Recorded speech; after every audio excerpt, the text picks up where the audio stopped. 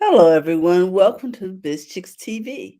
This is the place where you can find tips and tools to help you do business better. We're here to help you run a profitable business that's fun to run and to take the hassle out of your hustle. And today we are here with Tech Life Weekly. This is where we like to talk tech in a way that's easy to understand. I plan to be joined by my partner, Miss Francine Gregory. I'm Carolina, and we're the Biz Chicks. We're also looking forward to hearing from our social media strategist, Ms. Terry Johnson Online, all the way from New York City. So, with that, we want you to sit back, relax, and enjoy the, the conversation around what's new in tech. So, one of the things that I would like to share with you this morning, because I always like to find little human interest stories, and that is surrounded around this app that I was able to find because I think it's going to save us some money, time, and effort. So let me see if I can bring up my share screen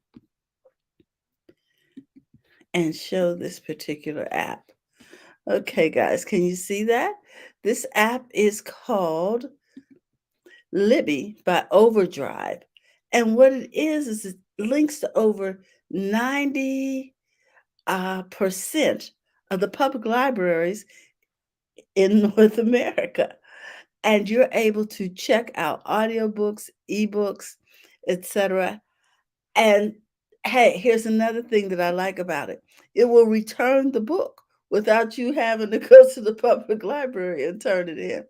Now, one of the things that you need to know about this is that just like regular books, public libraries have to buy these ebooks. So they're just like if they were tactile, there are only a certain number of that book available. So you may have to put a hold on the book, reserve the book for a future date, and it'll notify you when it comes in. And you can tell it, do I want it right now or am I going to need it in 3 days? So you can set up when you'll actually have access to the book. I love this app because it's going to save us time, money, effort, and it's available almost everywhere in the United States. So look forward to checking out Libby by Overdrive. By Overdrive for your library audiobooks and ebooks.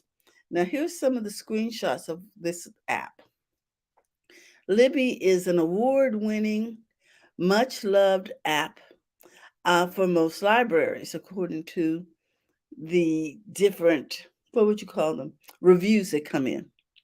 So you'll be able to search and browse for ebooks, audiobooks, magazines, and you'll be able to curate them from your local librarians. I love this, and I love the idea of having an electronic app where I don't have to drive to the library. I don't have to I don't have to actually acquire the book or to return the book because I'm pretty bad at returning books. So check out Libby by Overdrive. I think it's a great app and I think it'll benefit us all. So let me stop sharing. Okay, Fran, I just wanted to share that app called Libby by Overdrive.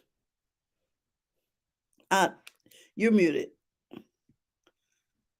Did you have another story? That was good. I do have another story that I think is pretty interesting. Okay, go ahead, and I'll be ready for you. Okay, That. so let me share my screen here.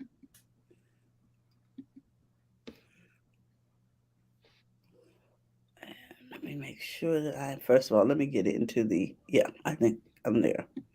Let's see. And is it centered? Yeah, there we go.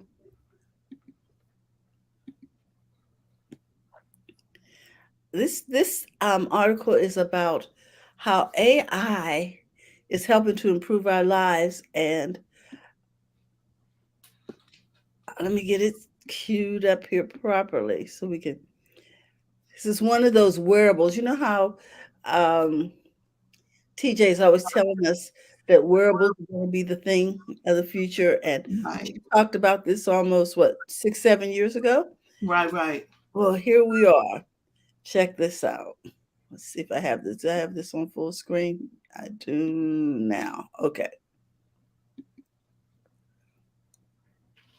Let me show you. Where can I find a gift for my wife before I have to leave tomorrow?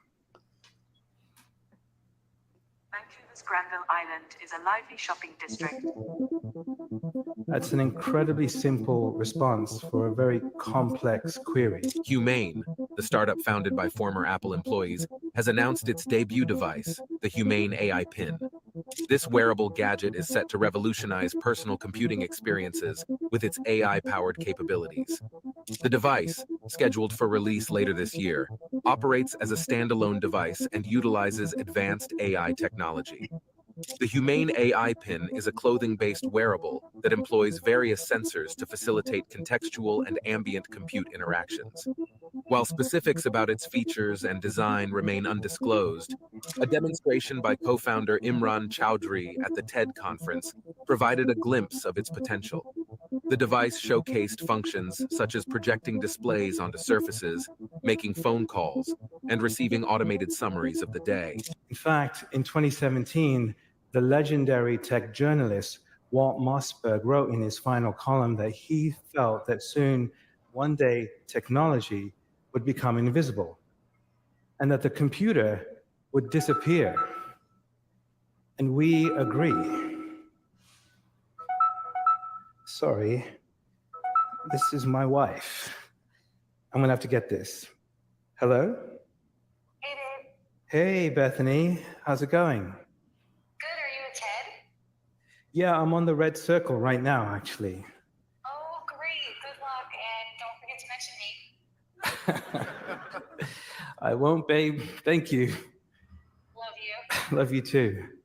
Bye. Bye. Collaborating with Qualcomm Technologies, Humane ensures that the iPin is powered by an advanced Snapdragon platform. The partnership aims to deliver a superior AI experience, leveraging the strengths of on-device AI and real-time contextual information. By eliminating the need for traditional screens and gestures, Humane envisions a seamless and screenless era of personal mobile computing. Humane's unveiling of the iPin marks a significant step toward their mission of redefining the relationship between people and technology. As anticipation builds for the official launch, consumers eagerly await further details about this innovative device that promises to reshape the way we interact with AI in our daily lives. Let me just show you. Picked up one of these chocolates. Used to eat a ton of these when I was a kid. Can I eat this? A milky bar contains cocoa butter. Given your intolerance, you may want to avoid it. So I can't eat these anymore. But what's cool is my AI knows what's best for me, but I'm in total control. I'm gonna eat it anyway. Enjoy it.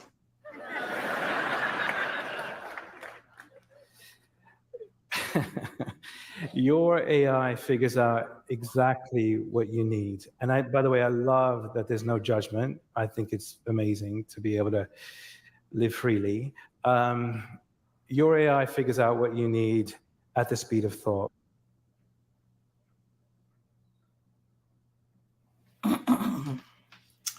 Well, now, What do you think of that?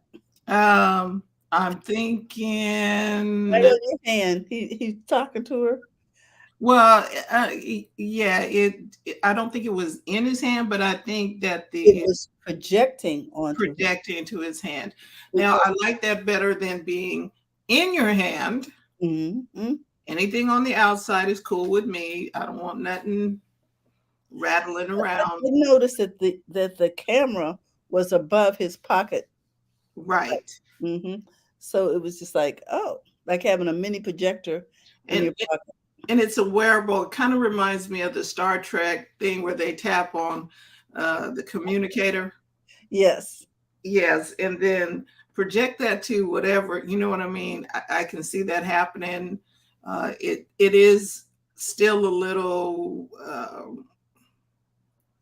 It's in the beginning stages. right. That's what it, yes, and you can tell that because the response time from the time he asked to the time he answered till the device answered was just a little bit, but I'm thinking, oh, not bad.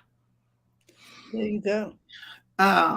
Well, go ahead. Well, I'm going to step out for a minute and I'll be right back. Okay, so then I'll just continue with this day in tech history. So let us. The cell is the basic structural and functional unit of all Siri, forms of life. stop. Every cell consists of Siri, cytoplasm stop. enclosed within a membrane and contains many macromolecules such as proteins, DNA and RNA, as well as many small molecules of nutrients and metabolites. That was from Wikipedia. Do you want me to keep reading? No. Okay. We have technology doing its thing here. So let's talk about some tech history. And we're going to start today.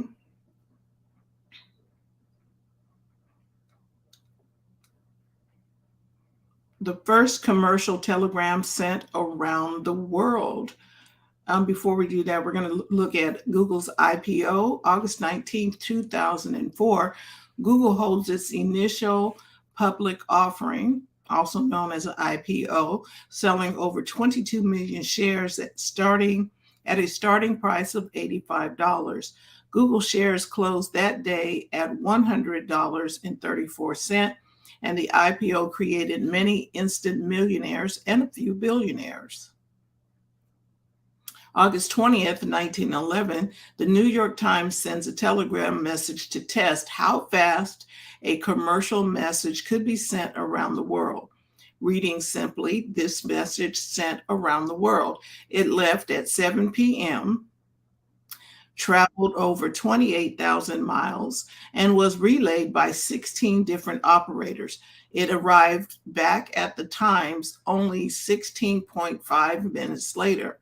The building where the message originated is now called 1 Times Square and is best known for where the ball drops on New Year's Eve.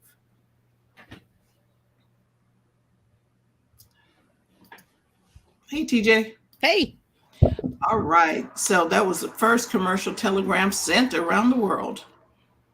August 21st, 1993, NASA loses contact with the Mars Observer. The Mars Observer spacecraft 3 days before it was to enter into orbit around Mars. The reason for the loss of contact was never definitively determined, but the most probable cause was a rupture of a fuel tank. And they still want us to go to Mars. Okay. Not me. Nah, I'm not going. I'm staying right here on the planet. So August 22nd, 1987, The Legend of Zelda, this video game, is released for the NES in North America. Considered one of the most influential games of all times, it was the forerunner of the role-playing video game genre, and spawned one of the most successful series in video games history.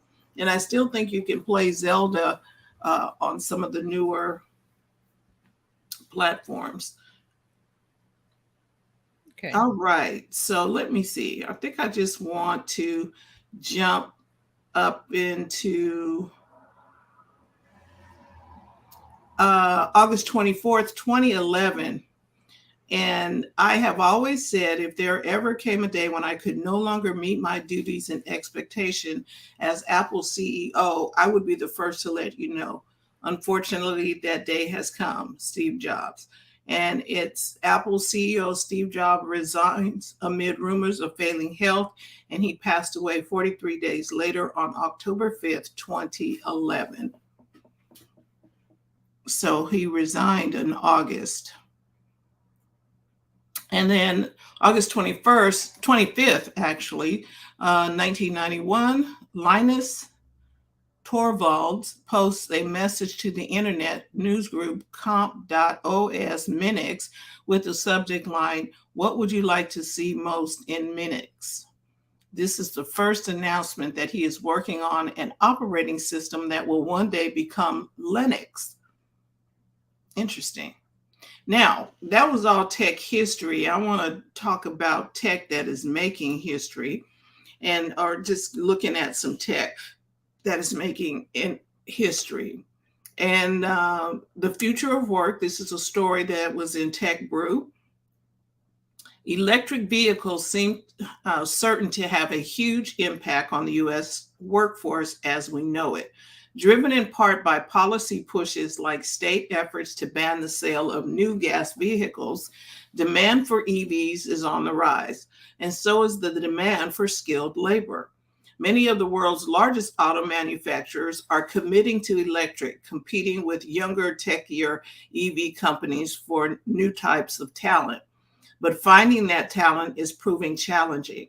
As the U.S. Chamber of Commerce puts it, we have a lot of jobs, but not enough workers to fill them.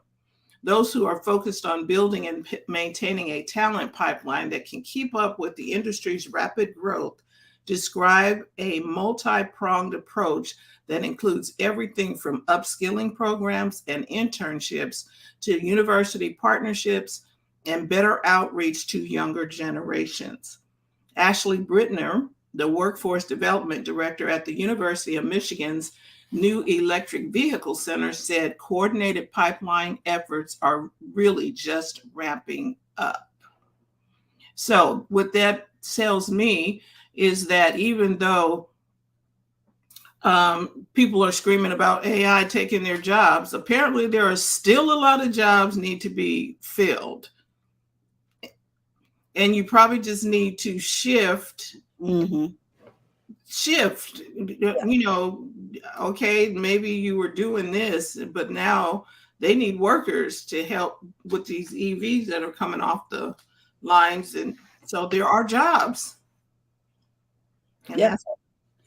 that And is they have to train people for those jobs in a lot of cases because they're new.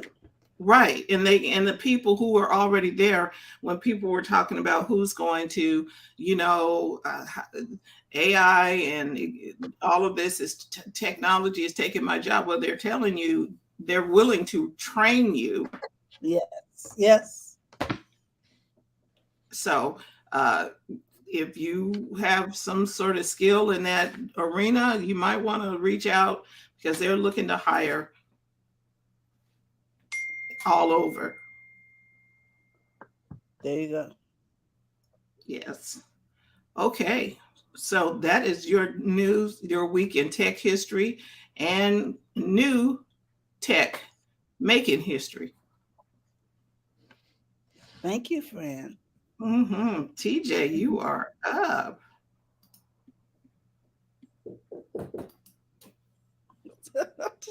It's magic, TJ. You're muted.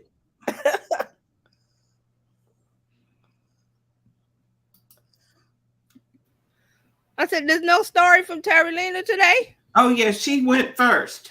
Oh, okay. Yeah. All right. So I got one thing that I'm working on. Just give me a quick second that I just found. Okay. Let me copy this one real quick. And Terry, I think it's the story on she did a story, do a recap on the pin people. Oh, the AI pin. Yeah. The AI what? Pin. The AI pin. The AI okay. It's something that fits in your pocket. It's a wearable. And it fits in your pocket. It allows you to actually project the message onto your hand while you're talking to the individual, because the camera is shown just above your pocket line. Okay. But the rest of it fits down, and it's a small device. They called it a pin, so I don't know if it's the size of a pin, but I know that the top of it looked like maybe just the top of your phone, like this. It's peeking out. And I think that's so that the camera can project the image onto your hand if you need to see who's calling, etc. But it does what your phone does. Basically, it just gives you the option to utilize AI and the projector Mm-hmm. as opposed to what's going on with your normal phone. So we found a YouTube and we showed a short YouTube on how this AI works. Okay. Mm-hmm. All Also, right. mm-hmm. Go ahead. Go ahead. You ready? Yeah. No. Go. I wanted to hear what because I missed it. So. Okay. And so basically that was it. I wanted to emphasize the fact that you've been telling us about wearables for over 7 years. And now they're because everything's becoming more and more compact. Right. Uh, and we're able to use chips in smaller devices. Right. This is now going Because see, the chips are being smaller, and actually, I think I was reading something about quantum computing where we're moving away from chips, and it's just fascinating what's happening. So I just kind of feel like that the things get smaller, and it's easier for us to integrate into a ring, a shirt, our skin, glasses. It's going to be really easy versus where's my phone versus carrying around this device is going to be something on us. It's just Right. because we as human like convenience, and mm-hmm, Americans love convenience. We love it, and we mm-hmm. don't care what it costs. The ones that can afford it, and then as something gets adopted, it gets cheaper. Remember VCRs when they Yes, came out? They and were that's like, what I was going to say that the yeah, democracy of it is going to happen because it's something that Apple is putting out, and so it will be available to the general public. They say sometime in. No, it's not Apple. He used to work at Apple. Oh, he used to work at Apple. Okay. And a good place to come from. right. So I mean, he got credibility already. So Yeah. So, and Apple's known for cutting edge technology. So they have a whole division where people just sitting around thinking of the next thing. So, Right. right. And they thought it was going to be available in June of 23, mhm. but sometime, hopefully in 2024, it will be, what would you call it? Launched. Launched in a way that is so democratic, meaning it's Okay. financially accessible, et cetera, to the general public. Mm-hmm. You see, but here's the thing about that, and I'm gonna get Mark's comment. And Carlos is Yeah. having a birthday today. Happy Hey, birthday. Carlos. Do we have some birthday stuff in StreamYard? I don't know. There's something here. Okay. Music. Go ahead. we While got you do that, I'm music gonna here. look. I'll look. Okay. Yeah. So Carlos, let me get Mark's comment. He says, TJ, you need to open with a song. I was expecting a closing dance number from all of you. Yeah, that's probably not going to happen. But the thing with this piece of technology is that they can't wait till it's perfect to launch. They just Right. need to launch it, even if it costs a lot of money. So Yes. you know those folding phones, right? They're like $1,800, but they launched it anyway. Somebody is going to buy it. At some point, it's going to become. It has to be real world tested. That means they make it, we buy it, and then you say, "Oh, this doesn't work," or "This is funny," or "I don't like this." It's all beta testing once you buy it like that. So you're right. They release it so they can refine it for the next, the next iteration. As the next iterations come out, the cost is going to go down. That's what happened with the iPhone because they put it out as is. It wasn't perfect, but they put it out, and then Steve Jobs was like, put it out, and then people use it, and then they say, do this, do that. So that's why we got so many versions of it, and to where the one you have today, and even when Android phones, whatever smartphone you have today, look at the first one when it first came out. Right. It was world of difference. Right. And it cost a lot because I can remember the first one of the Lisa or something was like it was a lot of money. It was like 10 grand for I was like 10 grand. Wait, what? Why was it? Well, Carlos has he says it helps covers the cost of research. So the first one out the gate, right, is probably going to cost more. And the people who are doing this little wearable tech, I think they should just launch it instead of trying to figure out a way to make it cost effective. Right. That's called the, minimum viable product. And a lot of people want to put out perfect. And we talked about that. Perfect, you don't want perfect, you want done. Right. And just get it out there, let people get familiar with it, and they'll work with you even through the little clunkiness or whatever. And some people, the early adopters, are willing to pay that kind of money just to say, I was one of the first people who had this tech. Yeah. All the time.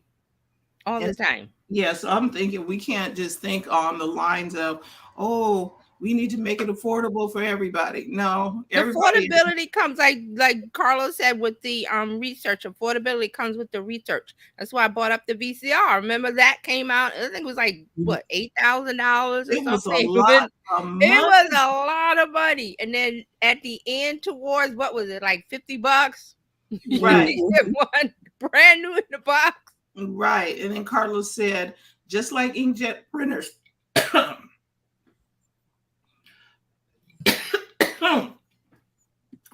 Everything is happening. I'm dropping things. Friend is coughing. It's a Friday. It's a Friday. Oh, Carlos said, just like inkjet printers spent millions on ink color accuracy and tech, we pay $80 on ink for a few pages.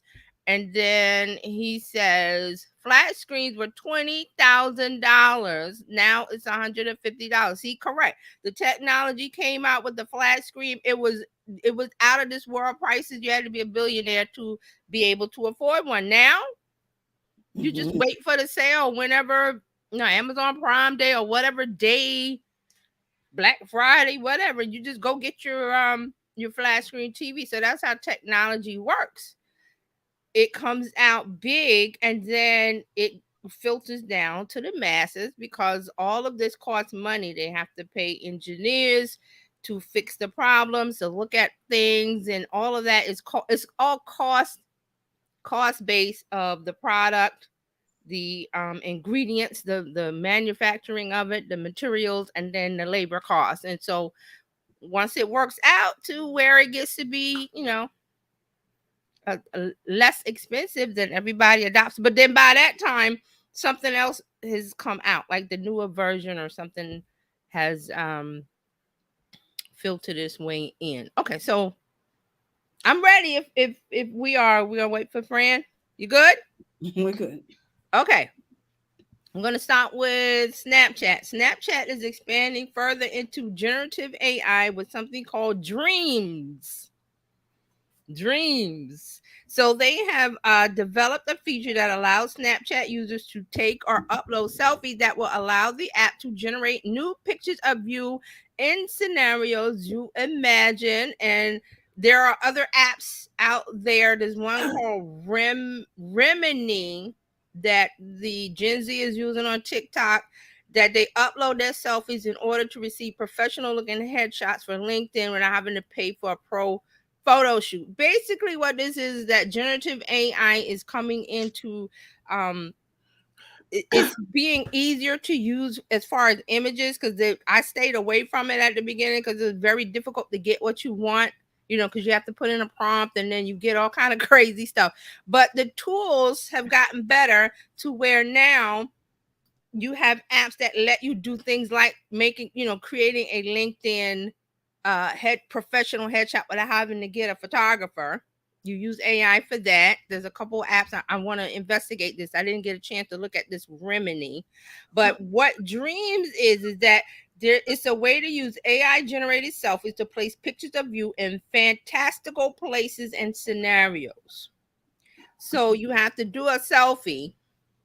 There has to be like a clear, it has to be you, like visually. You can use tools like Canva to take the background out of photos, because they're saying that you need one with you having a variety of angles, expressions, and lighting conditions will also result in better AI photos. Because what happens is that the AI for imagery, if you because now you can upload a photo and say, give me the prompt, but have it look like this photo, and AI will take those parts and reimagine it. So the better you feed, the more you give it, the better result you get. So So this this is dreams, they're saying that it's also developing dreams with friends, a feature where users give their friends permission to generate AI dream images with the two of them included. So if you've used Snapchat, they have the Bitmoji. So everybody knows about the Bitmoji, was the cartoon avatar of yourself, and you Mhm. can dress it up and make it look like you. In Snapchat, they've had this for a while. You could do Bitmoji friends with the people that you snap with the most, Mhm. and then there's an option, a little button that goes in, and there's different pictures of you and your friend as the Bitmoji character doing things. So And we then can be on the moon. We right, can right, be you at seen it. Disneyland. We Right, can be so at the Eiffel Tower. Gotcha. right. So instead of being the Bitmoji, it's going to be you uploading a selfie, and it's going to be really you. And then different backgrounds, like Carolina said, going to the moon, going to Disneyland, going to so Switzerland, wherever. And you and your friend will be in the photo. so this is like glamour shots Yes, Yes, exactly. without going to the mall. yes. Mhm. Yeah, so that's what Snapchat is doing with their generative AI and their tool called Dreams. Go ahead with Carlos's comment. Carlos says, so I can have an image with me and Selma Hayek in France. That is a dream. If she agrees. Yeah, It's, yeah. well, I'm glad that you have to give people permission because this could be a hot mess. Okay, so now. Thank you for bringing that up, because remember there is a whole bunch of legal stuff going on at simultaneously with all of these device tools that let you make imagery and create books and chat GPT and all that. There's a sidebar of legal where people are suing chat GPT, OpenAI. People are looking at the images that people make because they are not making it out of thin air. The tools are using existing content. So that Mhm. could be existing photographs of celebrities Or models or or models. It could be um masterpiece works by the masters that hang in museum. It depends. So this is what they're doing. They're going backwards, walking it backwards to say, okay, where did the AI tool get that from? Oh, it got it from this book written by and this is a story I was gonna catch up with, but they're saying like a lot of the ChatGPT stuff was trained on the Harry Potter books. mm-hmm. So now J.K. Rowling may come along and say, well, okay, OpenAI, you got to pay me. So that's how copyright didn't go out the window, because Mm-hmm. these things aren't sentient. They are actually putting pieces of puzzles together based on a pattern, and they learn the pattern, and then they make the dress, and they keep making the dress, and it comes out differently based on the pattern. So that's really how it works. But they are basing it on content that has been written. And I've said this before, but everything that's out there on the internet, the encyclopedia, in a book, a photograph, a picture, a portrait, Rembrandt, whatever, they're using. They're Because using. they have to train the AI for Yeah, it has something. Right. it needed to be trained, and it was trained on stuff that was already written, but they didn't have permission. Mm-hmm. So it should have So been trained on the stuff that was 100 years ago that it had depends, right? It open. depends on like there's stuff in the public domain that the copyright has fallen off. Mm-hmm. Right. That So one they that should. right, they could use that, but they have been using things on the internet. So also I read this week that somebody was blocking I think the New York Times is blocking Chat GPT from getting access to its content. Oh. They put something on their website so it can't people things like Bing Chat, the ones that have access to the internet cannot Yes. crawl their stuff. Wow. Right. And so this is interesting, and Carlos would know about this too. Yeah. So when you have a talent release, you have to give people permission to use your likeness and all of Yes, that. and this gets into the writer strike where they're talking about Yes. AI and stuff, because a lot of celebrities have realized that, hey, if I don't have something in place, they could use my stuff in AI. They could use my imagery, my Yes. And remember that, what my was photo. that? Mhm. Was it last year where everybody was enamored with that thing that fixed up your Oh, face? not something with an L. Lenza, something we I talked think it was about it. Lenza. Because you had to upload your selfies, like a bunch of pictures of yourself, and then Right. it would make. But I was like, you uploading pictures of yourself? Where is that picture going? It's being used to train the AI on other stuff. Mm. So I'm like, I don't want to upload pictures of myself. Not yet. I'm just not there yet. Because I know that everything we're doing with AI is training the future version of AI. Mm. Because it needs a set of data. Yes. And we are the data. We're the guinea pigs. We're providing information. So be careful about, what app. Because it was cool. Everybody was doing it. It's like, oh, look at that. And so Right. it was it was like everybody ran and did the same thing that somebody did. And I'm like, wait a minute, did you read the terms of service? Did you see what they're going to do with your photographs after you upload them? So here's some information. It says Lenza is a free app that uses artificial intelligence to edit photos and create digital portraits. The app's magic avatar feature can turn selfies into realistic artwork with a few taps. Lenza also offers other photo editing tools such as skin retouching, blurring backgrounds, and background removal. And the app is available on iPhone and Android. It skyrocketed in November with the introduction of Magic Avatar feature. So this has been around already, but the Magic Avatar part of it is what Was new. sparked everything. Yes. Okay. And it uses the open source stable diffusion model to process photos and generate avatars that look like they were created by a digital artist. Okay. And the app has faced criticism for claims of sexualizing and racializing avatars, collecting personal data, and stealing from artists. Ooh, look at that. Look at that.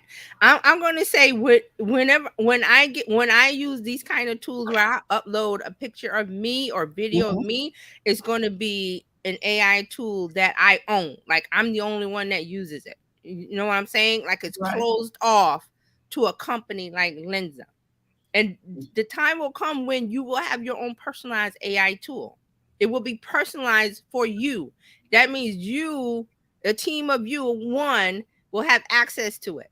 And it will be walled off from data, from people scraping it or whatever. That is the day I will upload a selfie and do a AI thing.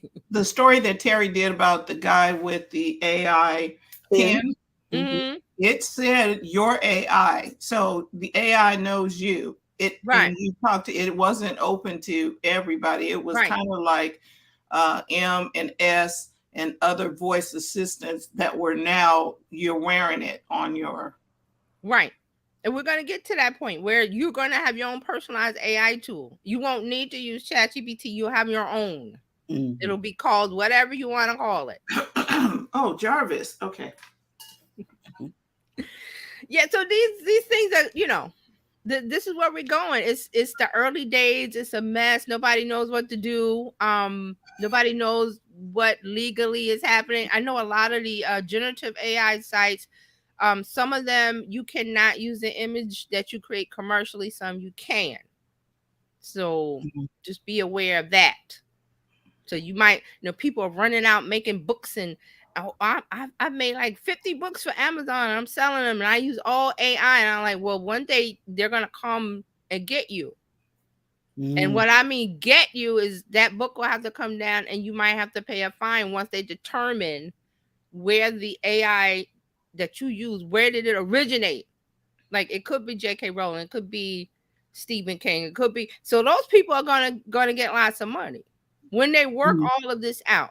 So I'm not sure how they're working. They're working it out. I don't know how or how long it takes, but there will come a time because of copyright. Whoever has the copyright 10 years ago, 20 years ago, 50 years ago, whatever the length is, they are the owners of that.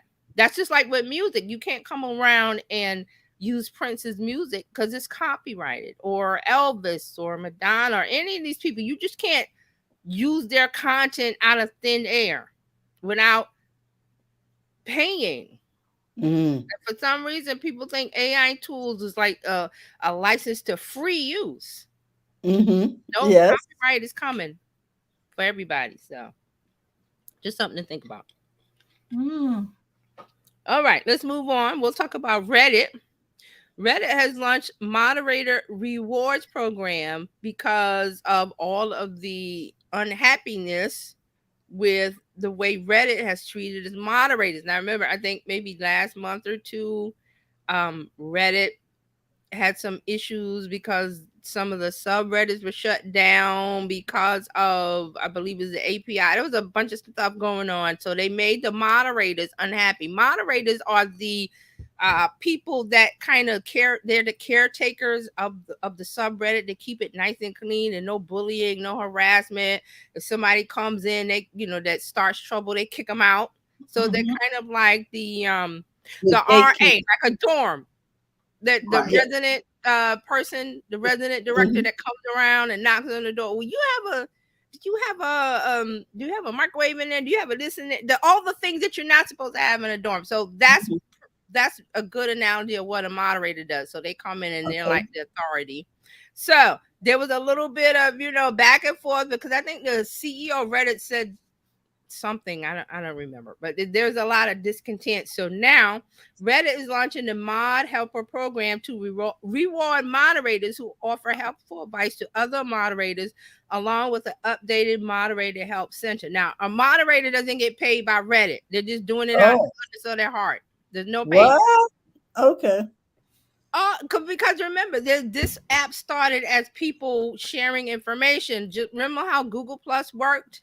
People Mm-hmm. started communities and posted because they wanted to be helpful, but nobody was paying. Google wasn't paying these people. They're just doing it just because the spirit of community Okay. centered around a topic. Mm. So they're not paid by anybody. They're just doing it because they have the time or they want to. So now they're saying that oh, here it is. So what happened with Reddit was they had a AP. Remember the API stuff that happened with X, and Elon Musk said it was going to cost like $20,000 a day or what's some crazy thing, and he cut off the API. Well, Reddit did the same thing, so that was what was upsetting the Reddit community. So moderators have asked Reddit to improve the official app's moderation tools, and they're saying that the mod helper program is going to award helpful moderators with trophies and flares. Reddit users accrue karma by receiving upvotes and awards, and lose karma if they receive down votes. So they're saying that they will get trophy that will signal to the other mods that you are a source of valuable information. Oh, it's So bad. they're doing that, right? So So it's the here's a bad quote. system.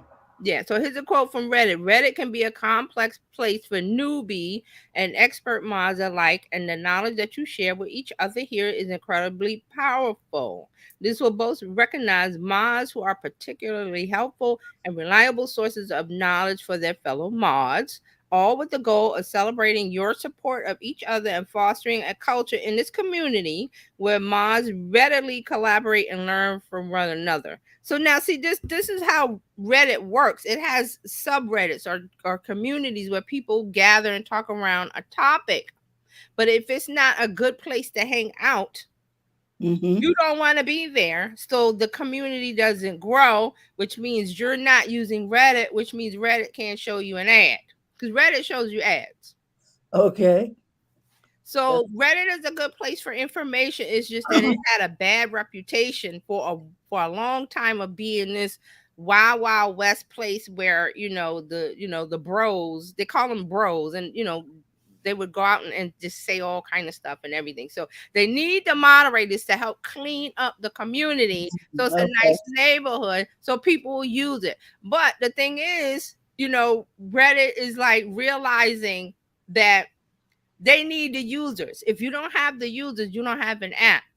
You don't have an app, there's no money to be made. So Reddit is slowly starting to realize, hey, we better treat our users and the mods and the community better. So I don't know if this will help, but we'll see.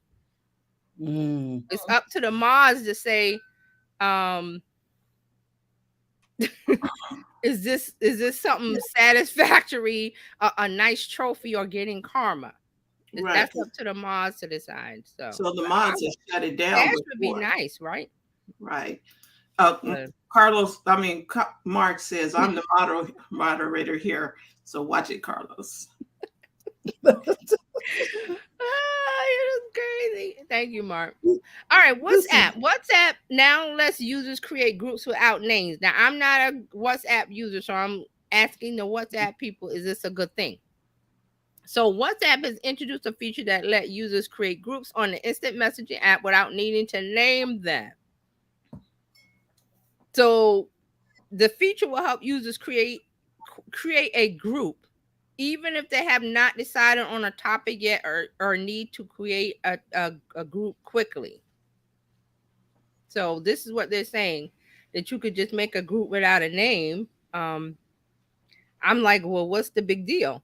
So they're saying a typical WhatsApp group can add up to 1,024 participants, but in this, creating a group without a name is limited to 6 participants. And the company plans to roll out this group centric feature over the next few weeks. Okay, so WhatsApp users, do you have something that I don't? I'm like, who cares? So it's like Messenger, where you can put a group of people together, and I still don't like that either, because you can just add people to the group. Maybe I don't want to be in this group. So Right. okay. So I think that's the regular group feature, but I'm saying, what is this group, make a group without a name thing, and there's only 6 people in it? I think it's something geared towards like a family Yes, group that's what I was. thing, but who has 6 people? I have more than 6 people. So I was trying to figure out who asked for this. Or a committee thing, like if you're putting But something how would together. you know if there's no name? Thank you. Highly. I'm like, this Okay. is confusing. So I was like, maybe it's a thing that if you use WhatsApp, it makes sense to you, because it didn't make sense to me.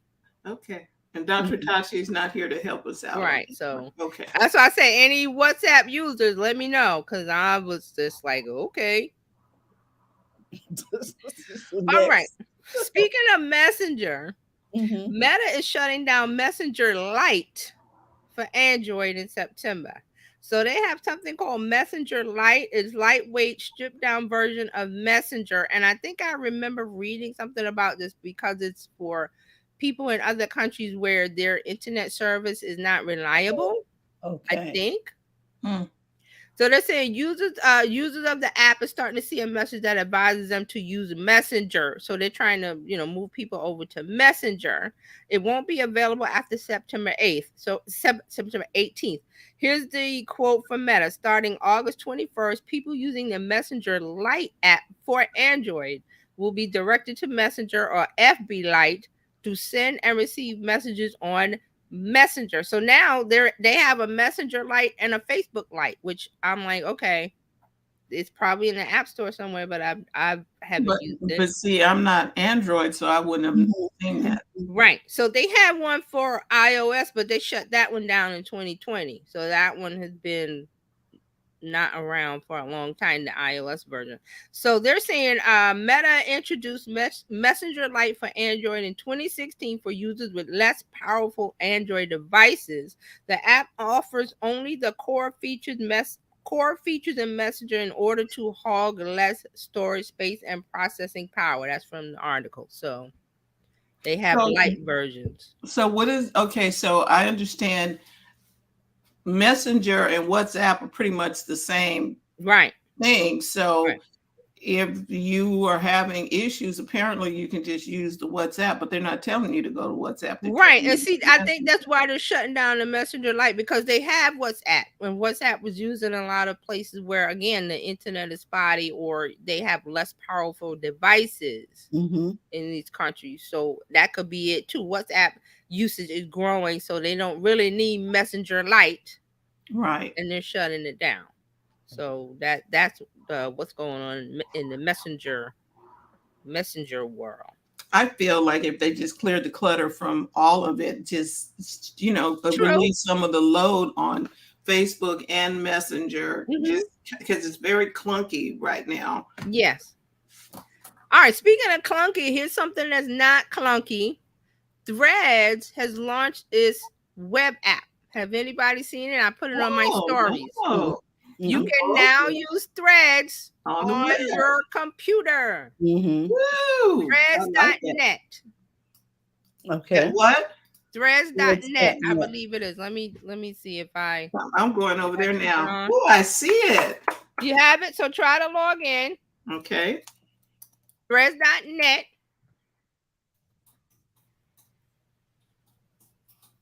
I'm pulling mine up to see. This is good. Yeah, so you got the thread. So now instead of being mobile only, it is Mhm. now on your browser on the computer. This is one of the things that has been most requested. Mm. Next thing they want is been requested is a search feature. So they will probably work on that later. But they're saying so this is one of the most requested features, the ability to use the service on the web while logged in. Threads users will be able to post, view their feed, and interact with posts from the desktop, but it won't be exactly the same as a mobile app experience just yet. For instance, web users won't be able to do certain things like edit their profile or send a thread over to Instagram DMs. So when you're on the app, and I did that today.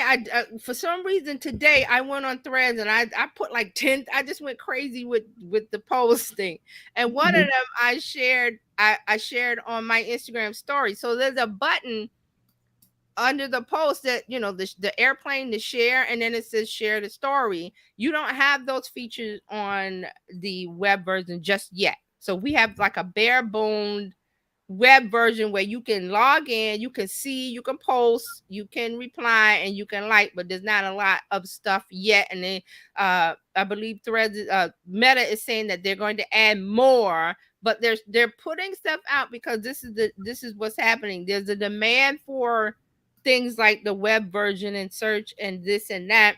And so Meta is like, we got to put this stuff out because people aren't using the app as much because Mhm. it's an app. But if you have the web version, that allows people like social media managers and people who have to take care of more than one business account or a Threads account, they now have the power to use it on their computer versus, okay, I've got one mobile phone, one app. I can't work on all my clients' Threads accounts. So it's really for management. Mhm. But there you go. So they're saying that they want to do also this gets them a little closer to a Twitter experience. Twitter was on the web, so you know. So this was one of the top requests outside of a reverse chronological feed, and Threads put that out already. So what do we think of Threads.net on the web? Well, as soon as I can log in, it'd be nice. Oh, okay. So you log in with your Instagram credentials. Right. I got past that, and then I'm wondering if it is easier using Chrome than it is on Safari. Probably Chrome. Yes, I would suggest Chrome. Because Safari, but because all my passwords and stuff are on Safari. Right. Yeah, you save. Yeah.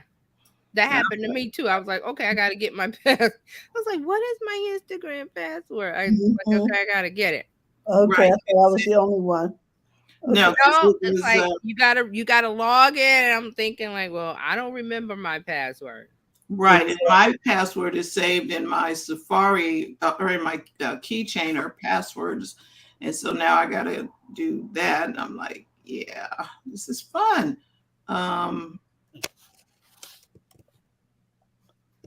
But I am determined. Let me see. Okay. Okay, so just let's texting, sending a message. Okay. Yeah, so play around with Threads. As I said before, let me see. For some reason today I woke up and I put a whole bunch of stuff on my Threads and I shared one of them to I shared one of them to my Instagram, and it says, I figured out why there's so much negativity thrown at the Threads app. Because that is like one of the things that has been on my mind, especially since all the stories when it first came out that it had 100 million users and everybody was excited, and then there was a big drop off, like 80%, which means it just went back to normal use for a new app. And then there's all these stories about, well, Threads is dead and Threads and who cares and who cares. And I'm like, I posted stories about brand engagement is through the roof on Threads. Right. Brand, that means business. Right, right. So there's a lot of stories. A lot of tech journalists are just, poo-poo the thread. They did the same thing when the iPad was coming out. I remember this. I don't know if you do remember when before the iPad existed, and there was talk about Apple putting out this iPad. They made all kind of fun. And when I say they, I mean the media and tech journalists. Who wants an iPad? What you gonna do with that iPad? What a stupid name. And we're here today doing what? I don't know. I got my iPad right here. They're using it. So that's why I don't listen to tech journalists who write this stuff. And matter of fact, I believe Time had a story came out last week about Threads is dead and it's nothing and it's not going anywhere.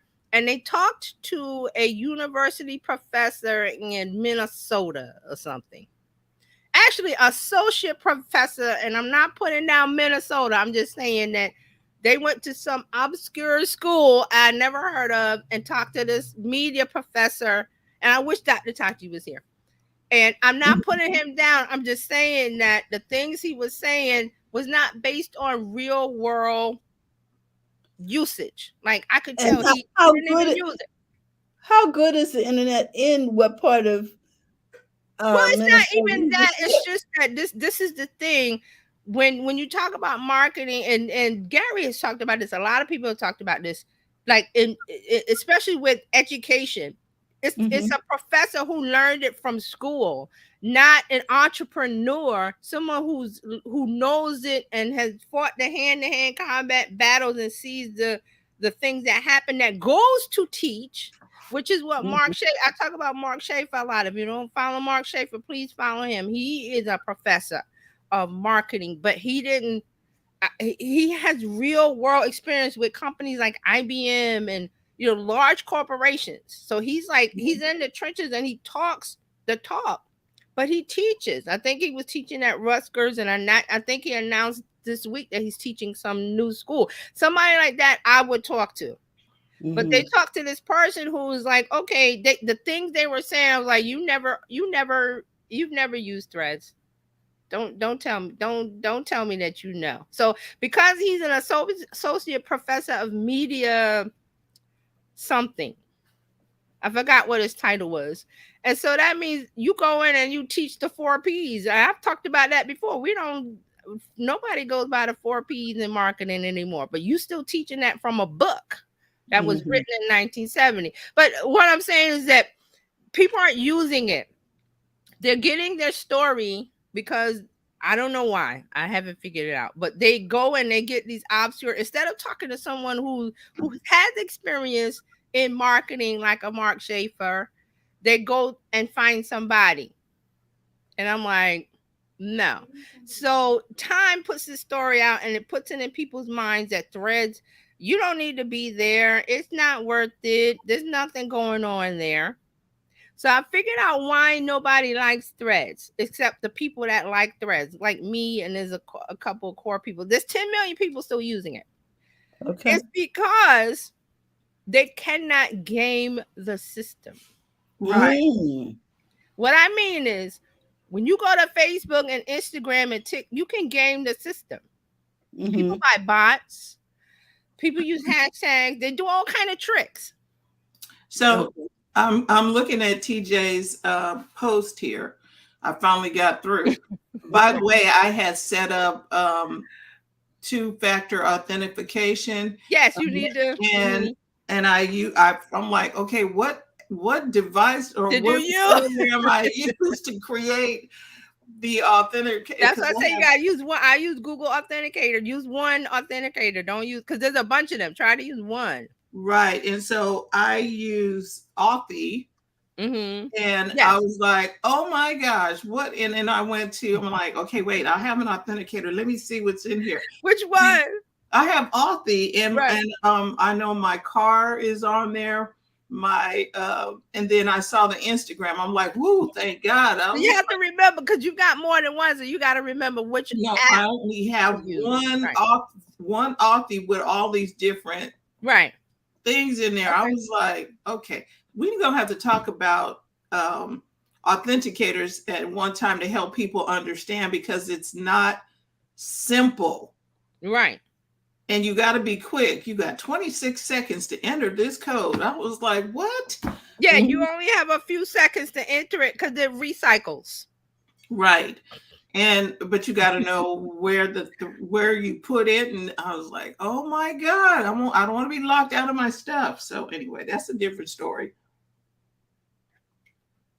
Okay, so what I put, it came to me. I was like, all right. Threads, you cannot game it. There's no hashtags, there's no search. The only thing you can do with Threads is you have to get in there and engage and read people's comments and reply to people's comments. And guess what? When you do that, you get exposed to a whole different group of people. Right. I see where Mario Armstrong posted. So guess what? If Mario replied to me, Mario's people, which he's got 20, 30,000 people compared to me, his people are going to see my post. Because he engaged. And that does not happen. Real to real, I'm talking networking at a party or a convention or wherever you are. What did she say? Did she say that there's a da-da-da? And now everybody's chiming in on this conversation. Everything today, I am knocking everything. Everything is going on this Friday. And Mark has a comment. He said, TJ is threading ready. She's dropping threads like it's hot. For some reason today I had like 3 or 4 or 5. It's because it's about conversations. I think I put that in there. A lot of people aren't ready for conversations because they want the hack. They want the trick. They want the shortcut instead of, and this works on Instagram and Facebook and TikTok and wherever you want to post. LinkedIn is good for this too. Conversations. Right. If you have a thought about something, and Terry has a thought, I feel not an emoji post, not a great, oh, that's wonderful, thanks for posting. Not that. A conversation. Like a real life person-to-person conversation.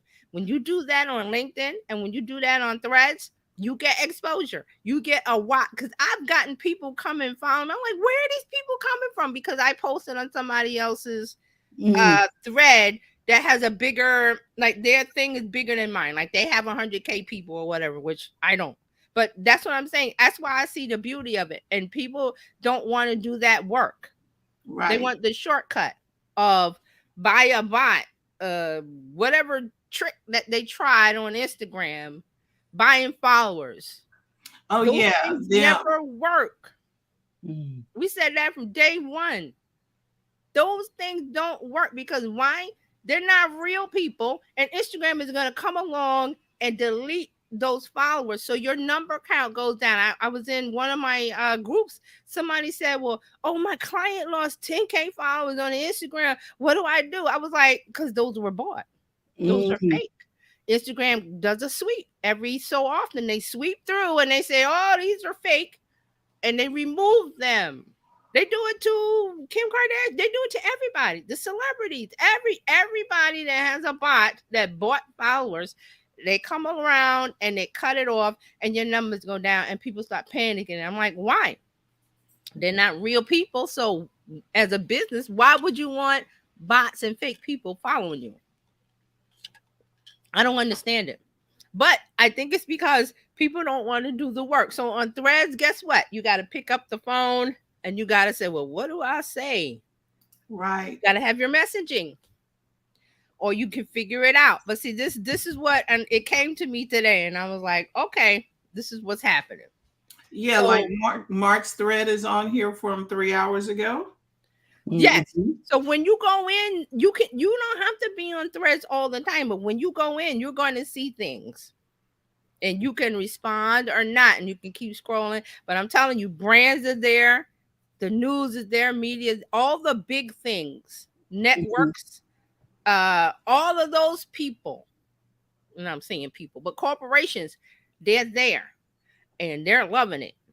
So I don't know what these people are saying about. Well, ain't nobody. It's not a Twitter killer. It's not meant to be. Not meant to be. So if you know how to use threads, and now because of the web, and I bring that up because now we have the web version, it's going to make it easier for people to feel like they can use it instead of, okay, I have a phone and I can only put one account on, and now I can do more. But I hope they don't bring the hashtags over. That's one of the big hot discussions that people want hashtags on threads, and I'm like, no, no, no, no, no. Let's keep No, it engagement. clean, clean and light. Because Not people are coming on and giving their thoughts, and it's the things that they would not say on their carefully curated Instagram. They're coming to threads and just throwing things out and conversations, just like at a cocktail party or a networking event or real life stuff. It's the closest that it feels to that. So I figured it, I was like, this is why people don't like it, because you have to be present, is what I'm saying. You have to Mhm. be on, you have to look for conversations, and you have to jump into a conversation just like you do at a party, or just like you do when you're going to a convention, or you're going to an event where you're talking about marketing, you're talking about real estate, you're talking, don't you talk to people, right? Mhm. It's the same thing. So that's what my little epiphany was today, and I was like, well, it's never going to be I don't think it's going to be 100 million people like it was before. It's going to be a niche, and that is good. right. So Mark says, Thread suggested that I follow George Michael. I'm reading that as a threat. I'm not quite ready to go where he is at the moment.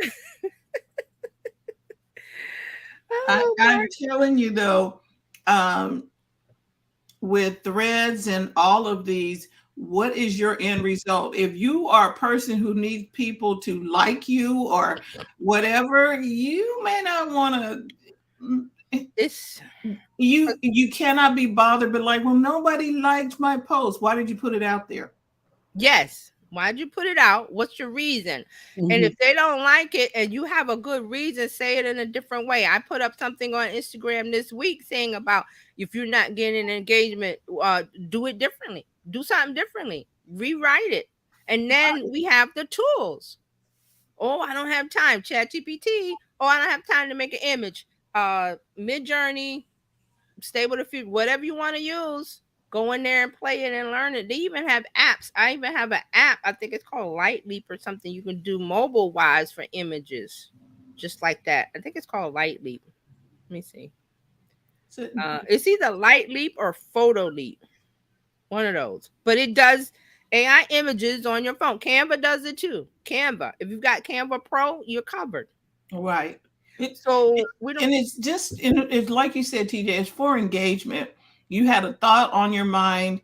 Oh, that would be something to share. Like Terry, what were we talking about? The reluctant receiver, Yes. and just put out a little nugget about we don't want to be a reluctant receiver, and whatever the thought is behind it, put it out there, and people either they gravitate to it or they Oh, don't. they But don't. Think conversation starters. How would you start a conversation in real life? You're at a networking event, you're at a party, you're at something, and you're at a family event, you're at the reunion, and there's new people. How do you talk to them? Mhm. I'm like, what? ooh, Why are people? that chicken salad at the picnic, Did you try? boy. Yeah, did you try the potato salad? I don't know. That's how it is, because you want to engage people. So there's no, what it is Threads doesn't have a cheat Mm. yet. I hope they don't. But I'm not in charge. This is Zuckerberg's thing. They don't have a cheat. Mhm. And I've said this also, that Meta doesn't care about the drop, because they weren't expecting 100 million people. They were expecting like 10, 20 Mm. million. And that's what they have on average. So I on my Facebook, on Instagram, wherever I go, people are laughing. Oh, Threads, you still using that? Nobody's there. It's a ghost town. They said the same thing about Snapchat But years yeah. ago. Oh, Snapchat is dead. Here it is, 2023. Is Snapchat dead? It No, has a niche following. and that's you talked to us about that before. People were going to go to their little uh Corners where they communities where where they they feel could, comfortable. yeah. And if you like putting out thoughts and putting out things and getting conversations started, and if you put it out and nobody says anything, well, then do another one. Mm. I got stuff nobody's liked or replied, and I just put out another one. But you have to be there. And what is the thing for the lottery? You have to be in it to win it. Uh, Mhm. yeah. You have to put a dollar in a dream, or there's some saying about when you Okay, so you can't sit back on the sideline. Nobody's following me or nobody's engaging with me. You haven't said anything. You can't be the wallflower. stop listening to media stories and journalists, and then I hate that it gets picked up by the news and then on TV, and then they really go at it. And I'm like, well, I'm gonna go over here and enjoy some of this conversation with real people and some of this engagement and see what happens. And you guys can go over there and talk about something you have never used. Mark says, I have a niche following as well. His name is Rupert. He's a Maltese. And the cool thing about what that is, Mark, is because I would follow Rupert because there's somebody that was doing dog things, or they said show us your dog, and so you can go in there and show your dog and doing different stuff, and it's kind of cute to see different people's, you know what I mean? Mm-hmm. This is the place for the kitty cats, the lollipops and stuff that we couldn't do when we try to run a business. So what I'm saying is that you want to be here now. You want to start engaging now. You want to build it up now before the ads Start get rolling there in. and whatever else. I don't know what Zuckerberg's plans for this app. I just see when I saw the story about brands seeing tons of engagement on it, I was like, okay, there we go. Because we're talking about business. So you want to be where business is happening, where things are happening business wise, not influencer stuff. Right. Influencer cares about likes. That's all they care about, and number of followers. And that's going to change for them because they think they can go and get a brand sponsorship or a brand deal with a corporation or a brand, and well, look, I got 100,000 followers, but the brand is going to go, well, okay, like half of those are bots, so we can't use you, or whatever thing that they're going to look at and say, well, we don't want that. We want the micro engager who has 5,000 followers or less, but their people show up for each and every post, comment on each and every post, share each other's posts, and buy. That's what they're going to want. It's hard for a bot to get in on Threads. A bot it's not working. No, that's what I say. I hope they. But see, if they have but see, it's tied to Instagram, so. But they're cleaning it up on the Instagram side, so that's the good right thing. Because there are people who so and so follows you. I'm like, okay, I don't know you. I do the same way. I go and look at their profile. Okay, I don't know you. You haven't posted anything, so I'm not following you back. So, and here's another indicator. Even though he hasn't said anything, that I know this is going someplace. Gary's here. Yeah, Gary V is here. Posting. Not he doesn't. If he's there, that's something. If he's not there, that's something. Right. And he's posting stuff, and he's posting content about being kind and things that he's learned. And Mel Robbins is over here. There are a lot of people. Okay. Yeah, see, that's what I mean. Mel Robbins is I haven't looked around this to look. I haven't looked really deeply into the search part of it, which I should. But I'm looking at what's being said. Is what I'm saying is I look between the lines.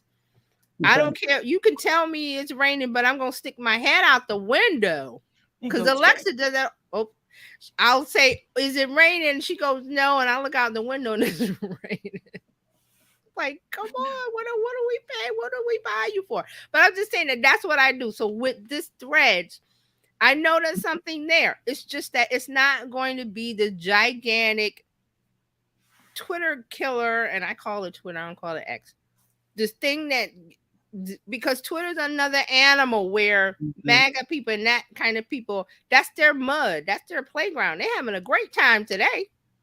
After what happened yesterday, I went over there and I was like, they got all kind of stuff, and I'm like, I don't want to be here.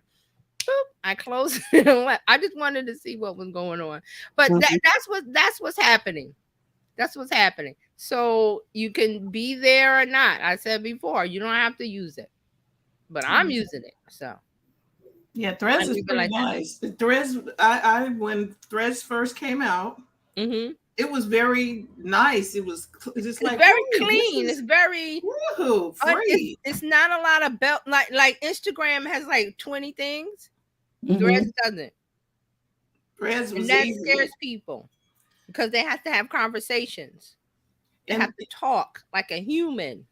And the same thing with Facebook. It was like it wasn't clunky with a bunch of stuff that I gotta cut through the weeds to try and post something or right. This is easy. Right. Okay, I got a couple more and then we're done. Let's talk about TikTok. TikTok, they're saying that there's plans to ban links to outside e-commerce sites like Amazon. TikTok denies this. But this is what's going on. So TikTok is planning to ban links to outside e-commerce links. They said they want to force people to use TikTok Shop if they want to purchase an item that they see on the app. Because right now, the way it works, people put links to Amazon stuff. Like there's a book talk.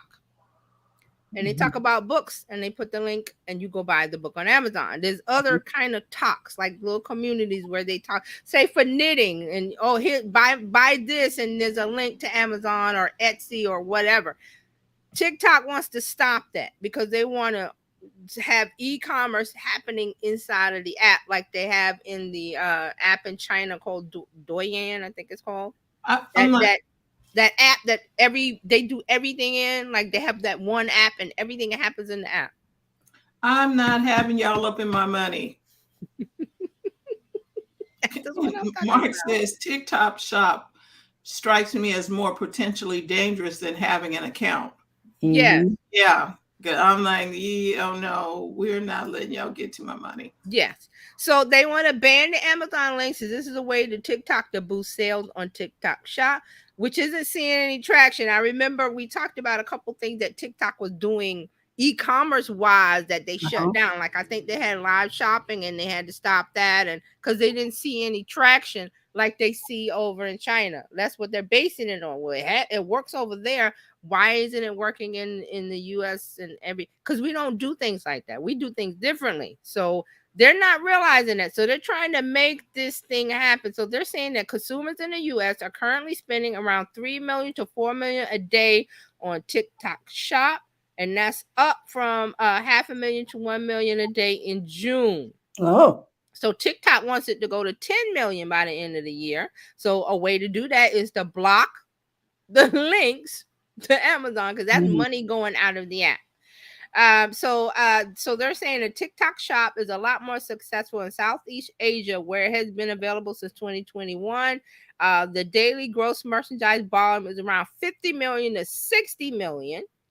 They want to increase this in Southeast Asia to 90 million by the end of the year. So ByteDance wants TikTok to be an international online shopping business similar to Douyin, which has a merchandise volume of more than 200 billion last year. Wow.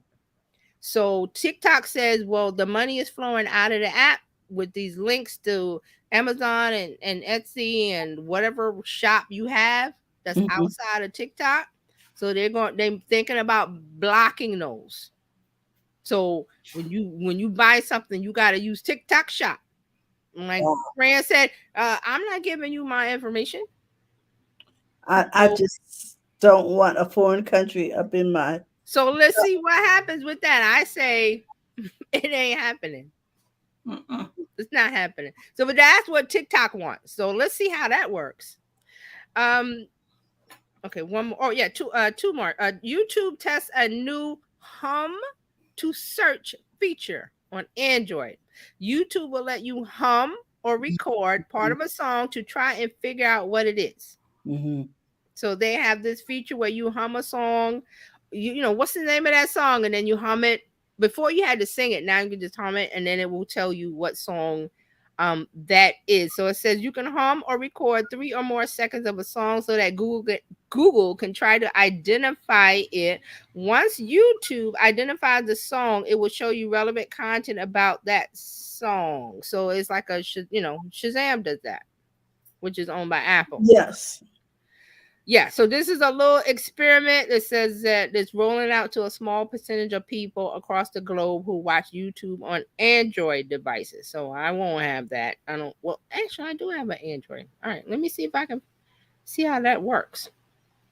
And the last one is Microsoft. Microsoft has released Microsoft Designer. I think we talked about this. It's integrated into the Edge browser so you can create AI generated social content. So it's inside of the browser now. I believe it was maybe outside. I'm not sure. I didn't do any investigation on it. So Microsoft Designer is their tool that's supposed to be a Canva competitor. Like the things you do in Canva, Uh-huh. in Microsoft Designer. I've heard a lot of people talk about it. I will investigate it. I just have not had the time. So it's inside of the Edge browser. Okay. So you'll be in there using Microsoft Bing Chat, doing your little, I got a prompt and I need to do this, and now I need a graphic to go with it. So then Yes. you tap the little button and it will open inside the browser, and then you can make your graphic, and then there's your social media post. Here is the quote from Microsoft. Microsoft says, with Designer in Edge, you can now create stunning visual designs with just a few clicks right from your browser window. While on Edge, simply go to the sidebar and use the plus icon to get started. So you'll have they said you'll have a search bar to type what you want to create, like keywords with the theme title of your event, and Designer will generate stunning visual design option for you to choose from. And Oh. then from there, you save it and copy it, and you'll be able to make social media posts like on Canva. So they're saying that this will be free to use in the current public preview, and then this says when it comes widely available, some features will need an additional fee to access. Canva's like that. There's a Canva free, and then there's a Canva Pro, and then also in Canva free, if you want to use some photographs, there's some paid ones. There's some paid things, and you just Yes. you pay for what you want and go. You don't have to sign up for Pro. So they're putting that, Microsoft is putting that into the browser, their browser, the Edge browser. And that is it for your social media updates for the week. Wow. Mm. Okay. Wow. Ooh. So I think all of the things that we have covered today, from the wearable AI to okay, if you're looking for a job, in the EV industry, the automakers are looking for people. So this is just a wrap up. And then all of the social media news that we just heard. We look forward to seeing you over on Threads. Yeah. And Mark has got jokes. He talking about time for closing number places. Yeah, okay, Mark. So we just want to thank you for tuning in today. You could have been anywhere else on the planet, but you took time to be with us here live or on the replay. And we want to say thank you. You can become a part of the BizChicks community. It does not cost you anything to do so. You can join BizChicks by texting biz to 33777, or you can go to bizchicks.net. Okay, Mark said jazz hands. We'll do that at the end. We can put the music on while we're going. Okay. Anywho, we want to say thank you, thank you, thank you. We'll be back on Monday, and Mark Ward will be with us on our first Monday event coming up in September. And Can't he'll miss be that one. No, you cannot. And he'll be there to give us some really good information about life strategies and things that can help us in our businesses. So we look forward to seeing you next week. TJ will be with us on Tuesday, and all of our great conversationalists. We have Coach Karen on Wednesday, Robin Shimizu and her guest on Thursday, and then we'll be back here on Friday with more tech. So let's do this, everybody. Let's take the hassle out of your hustle, and we'll see you next. Okay, can we do jazz hands and push a button at the same time? I can push the button. I'll push the button. Okay. Push the button.